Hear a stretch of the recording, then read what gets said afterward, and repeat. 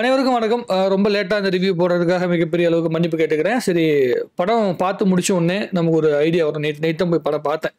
பார்த்தோனே ஒரு நல்ல ஃபீல் கிடைச்சது. அதாவது நம்ம மராட்டிய மன்னர்கள் அப்படின்னு சொன்னாலே சத்ரபதி சிவாஜி அவர்களை பத்தி தான் நம்ம வந்து வரலாற்று அதிகமா படிக்கிறோம். அவருடைய மகனாகிய அ சம்பாஜி மகாராஜை பத்தி நம்ம நிறைய பேருக்கு வந்து தெரியாது. ஸோ அவருடைய வாழ்க்கை வரலாறு தான், அவருடைய வாழ்க்கையில நடந்த ஒரு சம்பவங்கள், அவருடைய இறப்பு எவ்வளவு முக்கியத்துவமானது, அவருடைய வாழ்க்கை எவ்வளவு முக்கியத்துவமானது, வீரம் எவ்வளவு முக்கியத்துவமானது அப்படிங்கிறது தான் இந்த சாவா அப்படிங்கிற படம் மூலமா எடுத்திருக்காங்க. சாவாங்கிறது வந்து அந்த இந்த சிங்கத்தோட குட்டி அப்படிங்கிற மாதிரி, புலிக்குட்டி அப்படிங்கிற மாதிரி. அது நம்ம சிவாஜி அவர்களை வந்து சிங்கம் சொன்னீங்கன்னா அவருடைய குட்டி தான் வந்து இந்த சாவா அப்படிங்கிறது ஹிந்தியில் அந்த வார்த்தையா. ஸோ அதை பேஸ் பண்ணி அந்த டைட்டில் வச்சுருக்காங்க. அவர் அப்படி தான் சொல்லுவாங்க, அவ்வளோ வீரமான ஒரு மன்னர் அப்படின்னு சொல்லிட்டு. மராட்டிய மன்னர் சிவாஜி அவர்களுடைய இறப்புக்கு பிறகு அவுரங்கசீப் வந்து பார்த்தீங்கன்னா மராட்டியருடைய அந்த சாம்ராஜ்யமே அழிஞ்சு போச்சு, இதுக்கப்புறமேட்டு அது மீண்டே வராது அப்படிங்கிற ஒரு நிலைமையில வந்து பார்த்தீங்கன்னா ஒரு சந்தோஷமா அந்த நேரத்தில் அவருடைய மகனாகிய சம்பாஜி மகாராஜ் இருக்கார். அவர் வந்து என்ன பண்ணுறாரு, அந்த இல்லை நாங்கள் வந்து அவருடைய லெகசியை, அதாவது சத்ரபதி சிவாஜி அவர்களுடைய வாழ்க்கையை வந்து அந்த என்ன சொல்லுவாங்க, லட்சியம்னு சொல்லுவாங்க, லட்சியத்தை வந்து நாங்கள் கொண்டு போகிறோம் அப்படிங்கிற முடிவோட அவங்க வந்து நகர்ந்து போகிறாங்க. ஸோ அப்படி போகும்போது அந்த இவர் ராஜாவை வந்து பார்த்தீங்கன்னா எப்படி சூழ்ச்சி பண்ணி அவரை வந்து சிக்க வைக்கிறாங்க, சிக்க வச்சதுக்கப்புறம் என்ன சூழ்நிலை நடந்துச்சு அப்படிங்கிறது தான் இந்த படத்துடைய இந்த நடந்த வரலாற்றுடைய பதிவை வந்து படமாக பண்ணியிருக்கிறாங்க. இதில் ரொம்ப அற்புதமாக நடிச்சிருக்காரு விக்கி கௌஷல் வந்து ரொம்ப அற்புதமாக வந்து நடிச்சிருக்காப்புல. அவுரங்கசீப்பாக நடிச்சிருக்கிற அக்ஷய் கண்ணா வந்து மிரட்டியிருக்காப்புல. நான் ஒரு படம் பார்க்குறோன்னா அந்த படத்தில் வந்து ஒரு ராஜாவாக நடிக்கிறாரு, ராஜாவை தான் நம்ம பயங்கரமாக ரசிக்கணும். ஆனால் அந்த அவுரங்கசீப் வந்து வில்லன் அப்படிங்கிற கேரக்டர் மாதிரி தான் போர்ட்ரேட் ஆயிருக்குல்ல. ஸோ ஆனால் அவருடைய அந்த பர்ஃபார்மன்ஸு, அந்த அவுரங்கசீப்னா இப்படி தான் இருப்பாரோ அப்படிங்கிற மாதிரி ஒரு ஃபீலை வந்து அவர் கொடுத்துருக்காரு. ரொம்ப அற்புதமாக வந்து நடிச்சிருக்காங்க. இந்த படம் பார்க்கறது கொஞ்சம் பொறுமை அவசியம். இப்போ வந்து நீங்கள் ஒரு வரலாற்றை வந்து படமாக எடுக்கப்படும் போது அதை வந்து எவ்வளோ சினிமேட்டிக்காக பண்ண முடியுமோ அவ்வளோ சினிமேட்டிக்காக வந்து பண்ண முயற்சி பண்ணுவாங்க. பட் ஆனால் அது வந்து இப்போது மராட்டியர்கள் வந்து அந்த கதையை பார்க்கும்போது அவங்களுடைய பூர்வ கதை அப்படிங்கிறதுனால அது ஒரு மிகப்பெரிய ஃபீல் இருக்கும். நம்ம ஊரில் வந்து ராஜராஜ சோழனை பற்றி படம் எடுக்கிறோன்னா அதை நம்ம ரசித்து பார்ப்போம். அதே மாதிரி அவங்க பயங்கரமாக ரசிக்கிறாங்க. தேட்டரில் வந்து பார்த்தீங்கன்னா நின்று வந்து அந்த மரியாதையை கொடுக்குறாங்க, அந்த ராஜாவுக்கான மரியாதையை வந்து அவங்க கொடுத்துருக்காங்க. அதை பார்த்தேன், ரொம்ப நெகிழ்ச்சியாக இருந்துச்சு. ரஹ்மான் அவர்கள் வந்து எமோஷனலான சீன்லாம் பயங்கரமாக வந்து மியூசிக் போட்டிருக்காரு. படத்தில் வந்து ஆக்ஷன் சீக்வன்ஸ் அது இதுன்னு எல்லாமே சூப்பராக இருக்குது.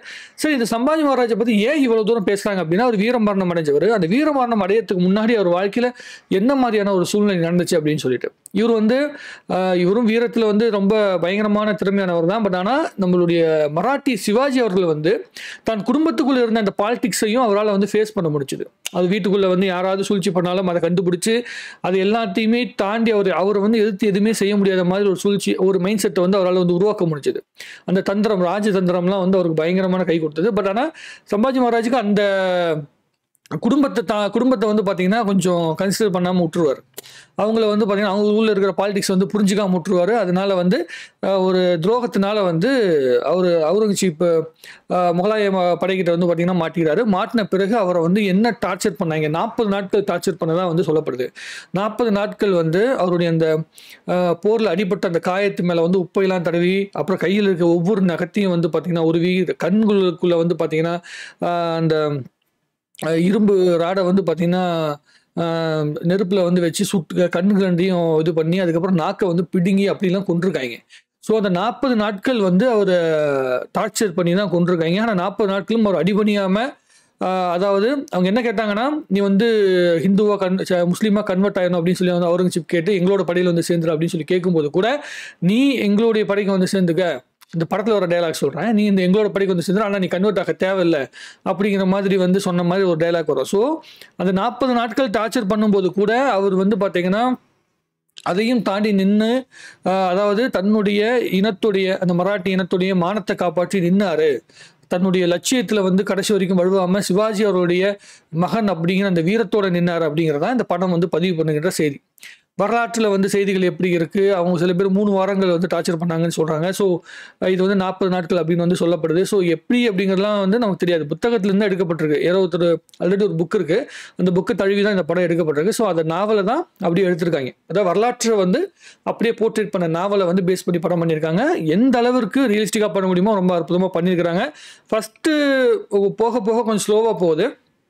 படம் முடிகிறப்ப இருக்கிற அந்த 40 நிமிடங்கள் வந்து ரொம்ப அற்புதமாக செய்யப்பட்டிருக்குது. கொஞ்சம் நெகிழ்ச்சியான சில சூழ்நிலைகள் வந்து படத்தில் வந்து இருக்குது.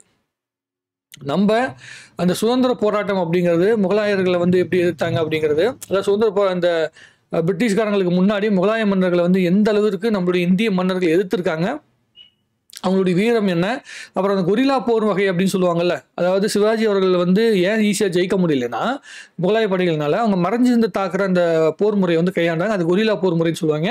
அதில் என்னென்ன மாதிரியான முறைகள் கையாண்டாங்க அப்படிங்கிறது இந்த படத்தில் சில போர்ட்ரேட் பண்ணி காட்டியிருக்கிறாங்க. அதுவும் ரொம்ப அட்ராக்டிவாக இருந்தது. ஏரமன் அவர்களுடைய பேக்ரவுண்ட் மியூசிக்கு, விக்கி கௌஷலுடைய அந்த நடிப்பு, அப்புறம் ரஷ்மிகா கூட ரொம்ப நல்லா நடிச்சிருந்தாங்க. அந்த கேரக்டர் ரொம்ப அற்புதமான கேரக்டர். அதுக்கப்புறமேட்டு நம்மளுடைய அக்ஷய் கண்ணா சொல்லவே தேவையில்ல, சூப்பராக வந்து பண்ணியிருந்தாங்க. ஸோ எல்லாருடைய நடிப்புமே ரசிக்கும்படியாக இருக்கிறது. அதாவது பொறுமையாக நிதானமாக நீங்கள் படம் பார்த்தீங்கன்னா ஒரு வரலாற்று பதிவை உங்களால் ரசிக்க முடியும். இந்த ஹரஹர் மகாதேவ், ஜெய் பவானி, ஜெகதாம்பா அப்படிங்கிற வார்த்தையெல்லாம் வந்து சொல்லுவாங்க. அதாவது ஒரு கடவுள் நம்பிக்கையை எந்த அளவுக்கு அவங்க ஆழமாக புரிஞ்சு செஞ்சாங்க. அவங்களுடைய வீரத்துக்கான மிக முக்கியமான காரணம் அந்த கடவுள் மேலே வைத்திருந்த அந்த நம்பிக்கை. ஸோ அதையும் வந்து இதில் அழகாக போர்ட்ரேட் பண்ணி காட்டியிருக்கிறாங்க. அந்த கெட்டப்பே பயங்கரமாக இருக்குது.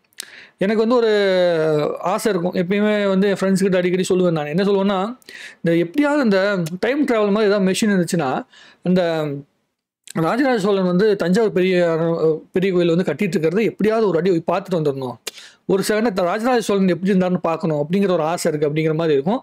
அதே மாதிரி சிவாஜி அவர்களோட மராட்டிய மன்னர் சிவாஜி அவர்களை வந்து பார்க்கணும் அப்படிங்கிற ஆசை வந்து எனக்கு ரொம்ப, இந்த டைம் ட்ராவல் மிஷின் மாதிரிலாம் கிடச்சுன்னா அவர் போய் பார்க்கணும் அப்படிங்கிற மாதிரிலாம் பயங்கரமான ஆசை இருந்தது. ஸோ இந்த மாதிரி படங்களில் பார்க்கும்போது அந்த லுக் இருக்குல்ல, இந்த சம்பாஜி மகாராஜோடைய லுக்கை வந்து அவங்க காட்டுறது ரொம்ப அற்புதமாக இருக்குது. சிவாஜி அவர்களுடைய லுக்கு மாதிரி தான் கிட்டத்தட்ட இருக்குது. அடுத்து இந்த படம் முடிஞ்சு ஓரளவுக்கு வெற்றி அடைஞ்சிருக்குது, 100 கோடிக்கு மேலே கலெக்ஷன் வந்திருக்கு. படம் வந்து மிகப்பெரிய வெற்றி அப்படின்னு சொல்கிறாங்க. ஸோ அடுத்த திரைப்படம் வந்து நம்மளுடைய ரிஷப் ஷெட்டி இருக்கார்ல, காந்தாரா படம் நடிச்ச ரிஷப் ஷெட்டி வந்து சிவாஜி அவர்களாக நடிக்கிறாரு. அது வந்து என்ன ஒரு சவுத் இந்தியன் ஆர்டிஸ்ட்டை வந்து பார்த்தீங்கன்னா மராட்டி மன்னன் நடிக்க வைக்கிறாங்க அப்படின்லாம் சொல்கிறாங்க. ரிஷப் ஷெட்டி வந்து ஒரு ஆக்டர் அண்ட் டேரக்டர். ஸோ அவருக்கு வந்து பார்த்தீங்கன்னா நடிப்பில் இன்னும் அழுத்தமான பல விஷயங்கள் வந்து தெரியும். ஸோ அவர் ரொம்ப நல்லாவே பண்ணிடுவார் அப்படிங்கிற நம்பிக்கை எனக்கு இருக்குது. ஸோ சிவாஜி அவர்களுடைய, அதாவது சத்ரபதி சிவாஜி அவர்களுடைய வாழ்க்கை வரலாறை வந்து படமாக பார்க்கணும். அவர் எவ்வளோ வீரமாக இருந்தார், முகலாய மன்னர்களை எப்படிலாம் வந்து எப்படி சொல்கிறதுன்னா எதிர்த்து போராடினார் அப்படிங்கிற விஷயத்தை பார்க்கணுங்கிற ஆசையோட நானும் காத்துட்ருக்கிறேன். நீங்கள் ஒரு வரலாற்று பிடிச்சவங்க, நம்மளுடைய அதாவது முன்னோர்களுடைய வரலாற்றில் மேலே மிகப்பெரிய வந்து ஒரு மரியாதை வைத்துக்கிறோம் இருந்தீங்கன்னா இந்த படத்தை பாருங்கள். கண்டிப்பாக உங்களுக்கு வந்து உங்களுடைய மனசுக்கு நெருங்கும் அப்படிங்கிற நம்பிக்கை எனக்கு உண்டு. என்னடா இது வந்து ரொம்ப சில இடங்களில் ரொம்ப ஸ்லோவாக போகுது அப்படின்லாம் நீங்கள் நினைச்சிட்டு இருந்தீங்கன்னா, வரலாறு அப்படிங்கிறது வந்து ரொம்ப இன்ட்ரெஸ்டிங்காக நடக்கிற விஷயம் கிடையாது, ஒரு சூழ்நிலை அது. ஸோ அது சில இடங்களில் வந்து போர் அடிக்கும். பட் ஆனால் அதோடைய கோர் கண்டென்ட் வந்து உங்களை கண்டிப்பாக மனசுக்கு நெருங்கும் அப்படின்னு நான் நம்புகிறேன். கடைசி 40 நிமிஷங்கள் கண்டிப்பாக உங்களை மிகப்பெரிய ஒரு எமோஷனலான ஒரு இடத்துக்கு உங்களை கொண்டு போவோம் அப்படின்னு நம்பிக்கை எனக்கு இருக்குது. சொல்ல வேண்டியதெல்லாம் சொல்லிட்டேன். உங்களுடைய கருத்துக்களை கமெண்ட் எழுதுங்க. இன்னும் நிறைய பேசுவோம். வாழ்க தமிழ்நாடு, வளர்க தமிழ் மக்கள்.